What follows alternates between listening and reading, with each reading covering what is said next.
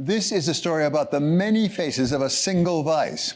For more than a century, tobacco has been one of the most regulated industries in the global economy. And with every new regulation, it's come back in a different form.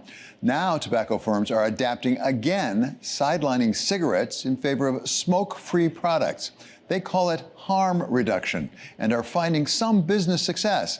But critics say the long-term health effects are still unknown. Our colleague, Michael McKee, takes us to Switzerland. At a state-of-the-art facility in Neuchâtel, Switzerland, the world's biggest tobacco company is building a new future. I think cigarettes should end up in a museum. Cigarettes are out and smoke-free products are in, now consumed by more than 100 million people around the world. By 2030, we should have 2/3 of the revenues coming from this product. The products have also enjoyed a bit of a cultural moment. Where there's smoke, there's just me vaping. You guys Zyn? What? Zyn? No. Everyone Zyns. Zyn is not a sin. That's the advertising campaign. Really? But the tobacco industry has been here before when cigarettes were cool, until they weren't. It's camel time, it's flavor time for you. So the early days of cigarettes, it was hard to watch a movie without seeing someone holding a cigarette and smoking it. Bond. James Bond. It was just very commonplace. Shall we just have a cigarette on it? Yes. The level of awareness was just not there. It was culturally acceptable. Ken Shea is a Bloomberg analyst who's been covering the tobacco industry for more than 25 years. Back in the 1960s, roughly half of all U.S. adults smoked. Today, it's down about 11%. There is a definite, significant health hazard associated with cigarette smoking. The evidence was emerging that smoking was harmful to people's health. Lauren Saplicki is a public health researcher at Johns Hopkins University who studies corporate influence on health and policymaking. In the late 1900s and early 21st century, what we saw was really an emergence of public awareness of how much the tobacco industry had lied to the public. Even in front of Congress testifying that nicotine is not an addictive substance. That has really generated a lot of mistrust. Philip Morris International, or PMI, is the largest publicly traded tobacco company in the world, making some of the most well-known cigarettes on the market. I think we're at the stage that we're building the product and the functional benefits. Jacek Olczyk began his career with PMI in 1993, working his way up to become CEO in 2021. Olczyk's vision is delivering a smoke-free future for the company. The tobacco companies for years fought the idea that cigarette smoke was bad for you. When did you figure out that this was going to be a losing proposition business-wise, and how did you make that transition into the non-combustible space? When I joined Philip Morris, I think the positions were very clear. Okay, the cigarettes are not a great idea for your health. Cigarettes are addictive. The big question is, what you're going to do about it?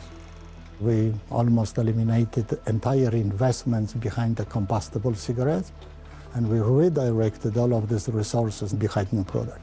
We now understand why cigarettes have such a negative impact on a human health, on a smoker's health. The whole thing is about the smoke, which is a result of a combustion, and then you release all the hundreds and hundreds of quite deadly or very deadly toxicants. But if you remove the combustion, if you eliminate the smoke, then essentially you have a product which can allow smokers to continue using the product, but with a much lower exposure to all the harmful toxicants, etc. In recent years, the tobacco industry has focused on creating more nicotine products, so things that aren't necessarily combustible cigarettes, but can be things like vapes, or now we're seeing nicotine pouches. These products still contain nicotine, which is one of the most addictive substances that can be commercially purchased in the United States and around the world. Some even say that it's as addictive as heroin or cocaine. The health effects of nicotine addiction can lead to mood dysregulation, increased levels of anxiety, maybe even influenza-like feelings. If you are addicted to nicotine and you stop using it, you're trying to quit, you're going to experience that terrible withdrawal symptoms. Despite warnings from public health experts, Smoke-free products have skyrocketed, driven by more and more users looking for an alternative to cigarettes. That's changing the bottom line for tobacco producers like Philip Morris, a company which has a market cap of nearly $300 billion, larger than Goldman Sachs, McDonald's, and Disney.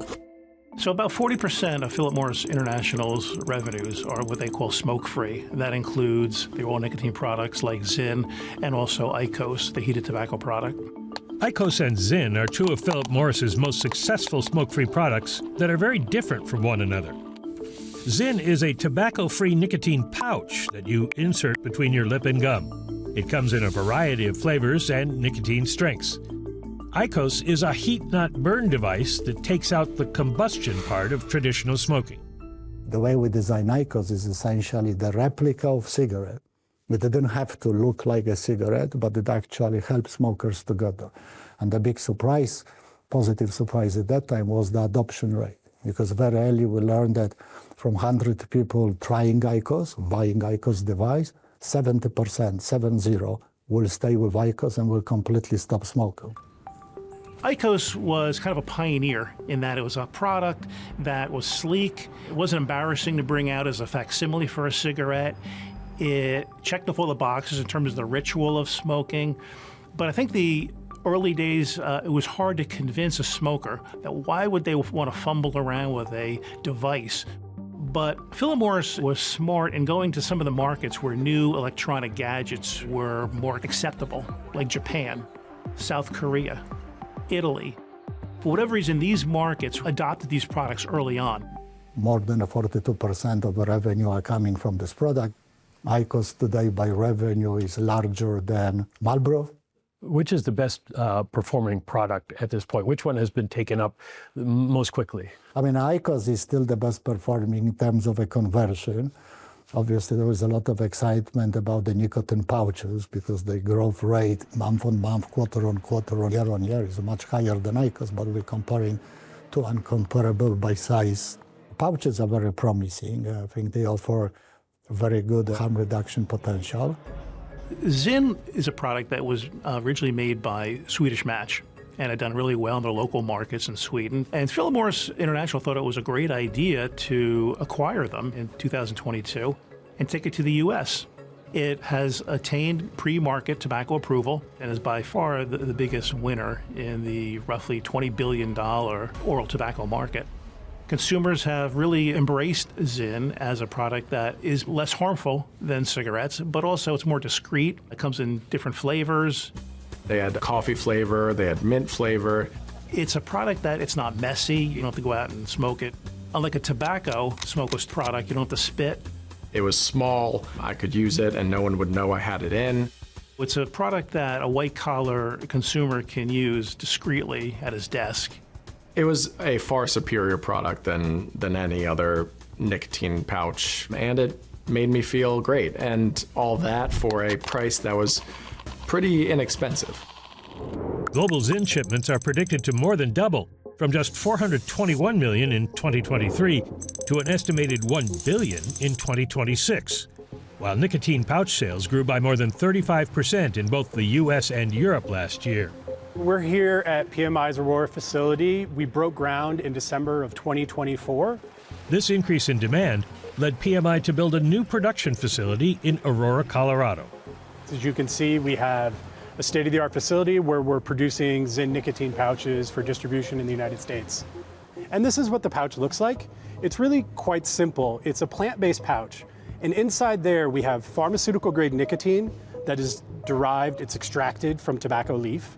We have fillers, we have stabilizers, and we have food-grade ingredients. So everything in here is basically either a food-grade ingredient or pharmaceutical-grade nicotine. It's placed between the upper lip and gum, kept there for about 30 minutes, and it's going to deliver nicotine over that time.